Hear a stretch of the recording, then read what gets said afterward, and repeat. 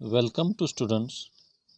Today we are going to discuss about the ultrastructure of nucleus.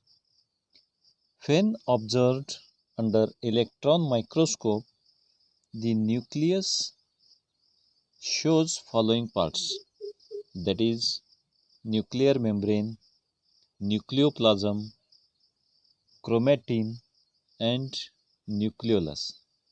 So first we see about the nuclear membrane. So this nuclear membrane is also called as karyotheca.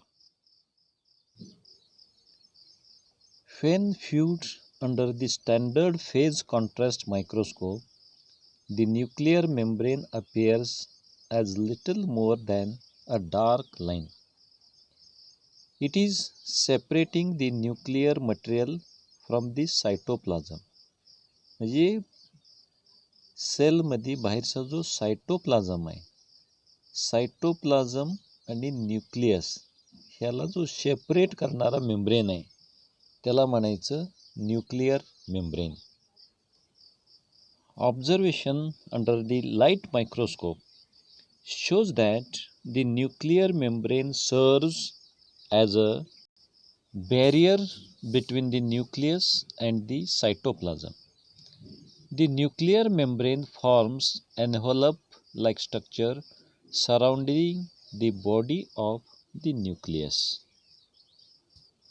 Ultrastructural studies reveal that the nuclear membrane is made up of two membranes, namely the outer one is called outer membrane and inner is called inner membrane. These two membranes are separated by a perinuclear space. It is about 100 to 400 angstrom units. Each membrane is about 75 to 90 angstrom unit thick and it is lipoproteinous in nature. That means the membrane is made up of two substances or constituents, that is lipids and protein. So that is called as the lipoproteinous in nature. Inner membrane appears to be in contact with the nuclear chromatin. The outer membrane is continuous with the cytoplasmic endoplasmic reticulum and it looks rough due to attachment of ribosomes to it. You see the figure, that is nucleus is made up of two layers. Outer one is the outer nuclear membrane, inner one is the inner nuclear membrane.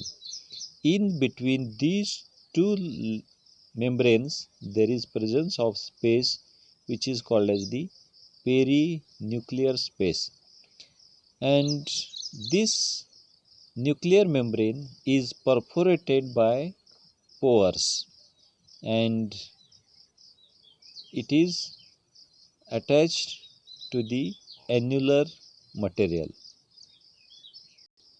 If we see the nucleus under electron microscope, that is high resolution power, then we will see this figure. That is, this one is a outer membrane, that means the nuclear envelope or membrane is made up of two layers, that is outer one is the outer membrane, inner one is called inner membrane, and in between these two there is presence of a perinuclear space, and this interrupts by nuclear pore. The outer membrane is continuous with the endoplasmic reticulum, that is located in the cytoplasm of the cell, and this endoplasmic is or it looks rough due to presence of ribosomes on it, and this inner membrane is continuous with the internuclear chromatin. Further, this chromatin can be differentiated into two, that is euchromatin and heterochromatin. And inside this nucleus there is presence of the nucleolus.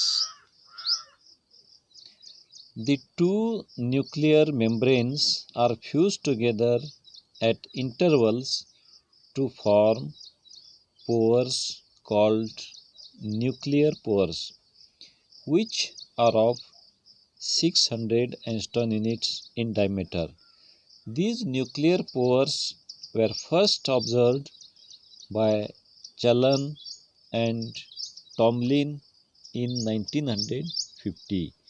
It is estimated that the pores occupy about 10% of the surface area of the nuclear material. A nucleopore, along with its associated structures, forms a complex called nucleopore complex. A section passing through a nucleopore shows the presence of a cylinder. The actual opening of the pore is confined to the lumen of the cylinder. The wall of the cylinder is made up of 8 symmetrical units, and hence the entire structure shows octagonal symmetry. You see this pore complex, it is made up of the columnar subunit, ring subunit, luminal subunit, annular subunit, spokes and fibers. So first we see the column subunit. You see this column subunit. It is somewhat taller subunit. Second one is the ring subunit. Each extremity of a column subunit is associated with a ring subunit. You see there are two ring subunits. The 8 ring subunits towards cytoplasm collectively constitute a ring towards cytoplasmic surface. The 8 ring subunits towards nucleoplasm collectively constitute a ring towards nuclear surface. Third one is the luminal subunit. To the outer and middle region of a column subunit is attached a luminal subunit. It helps the pore complex to anchor firmly to the nuclear membranes. Then annular subunit. It is somewhat globular subunit which is attached to the inner middle region of the column subunit. Then spoke. From each annular subunit a projection arises towards the center. Such a projection is called as spoke. Then fibrils.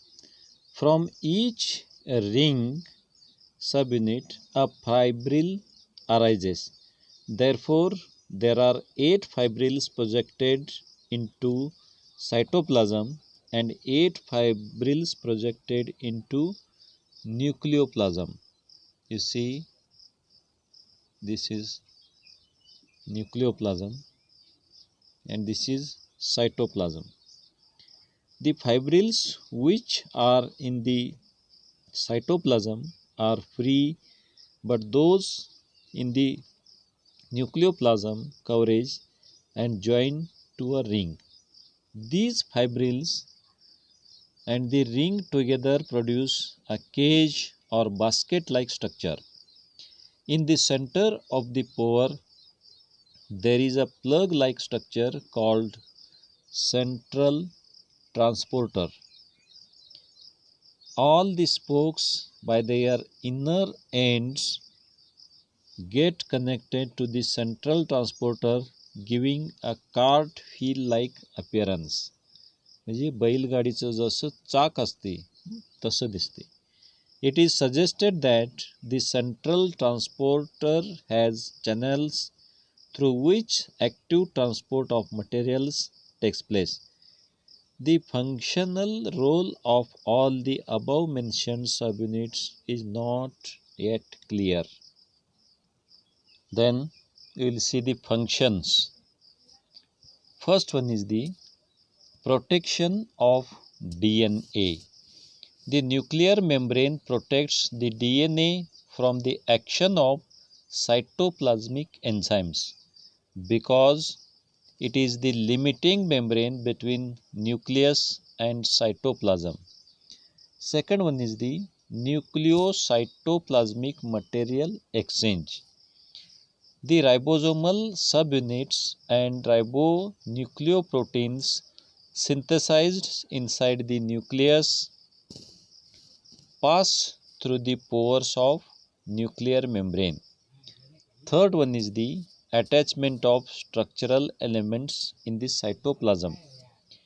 The nuclear envelope provides surface for the attachment of structural elements of the cytoplasm. For example, microtubules and microfilaments in the cytoskeleton. Then next one is the attachment of nuclear components. During the interphase, the condensed chromatin, that is called as the heterochromatin regions, remain attached to the inner nuclear membrane. Then the fifth one is contribution to other cell membrane. The nuclear envelope along with the endoplasmic reticulum is responsible for formation of membranes of other cell components. For example, it gives off vesicles which form Golgi complex. And last one is the protein synthesis. Ribosomes present on outer nuclear membrane carry out protein synthesis, antibody production, synthesis of lysosomal enzymes, and peroxidase activity have been found in nuclear membrane. So that is all about the nuclear membrane, that is also called as the what, that is karyotheca. Okay, thank you.